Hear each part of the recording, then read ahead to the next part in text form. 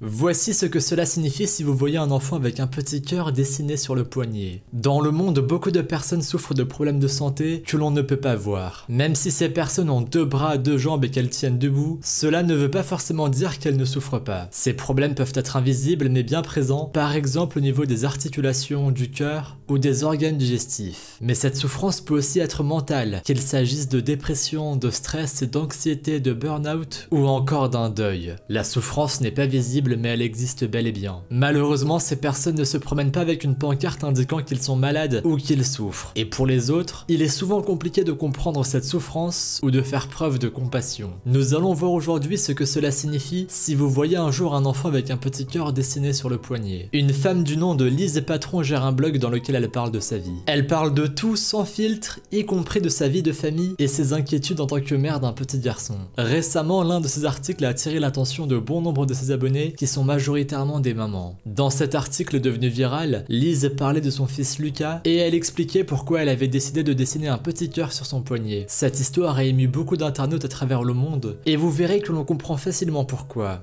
Lise est une femme pour qui la souffrance mentale est familière. Après la naissance de son 3e fils, elle fit une dépression et elle n'hésita pas à écrire sur le sujet dans son blog. Elle écrivait notamment que les mamans qui en étaient victimes ne devraient jamais cesser d'en parler. Une femme sur 8 souffre de dépression après un accouchement et ce n'est pas quelque chose dont il faut avoir honte. Naturellement, Lise est devenue sur son blog une porte-parole des souffrances mentales et lorsque son fils Lucas commença à éprouver de l'anxiété, elle en parla également sur son blog. Elle raconta qu'au départ, elle pensait que cela serait quelque chose de passager, que Lucas finirait certainement par ne plus du tout ressentir dès que les vacances de Noël auraient lieu. Mais au contraire, après les vacances, l'anxiété du petit garçon s'est encore aggravée. Un jour, Lise l'accompagnait comme tous les jours jusqu'à l'arrêt du bus scolaire, et alors qu'il l'attendait, le petit garçon a commencé à être gagné par l'anxiété. Lorsqu'il monta dans le bus, Lise constata qu'il pleurait. Cela lui brisa le cœur. Elle savait qu'elle devait absolument faire quelque chose. C'est à ce moment-là qu'elle a eu une idée. Le lendemain matin, elle embrassa le poignet de son fils, puis elle y dessina un petit cœur. Elle dit à son fils que la vie était parfois difficile et que s'il ressentait à un moment de la journée le besoin d'être rassuré, il pouvait regarder ce petit cœur et se souvenir que quelqu'un l'aimait et attendait qu'il rentre à la maison.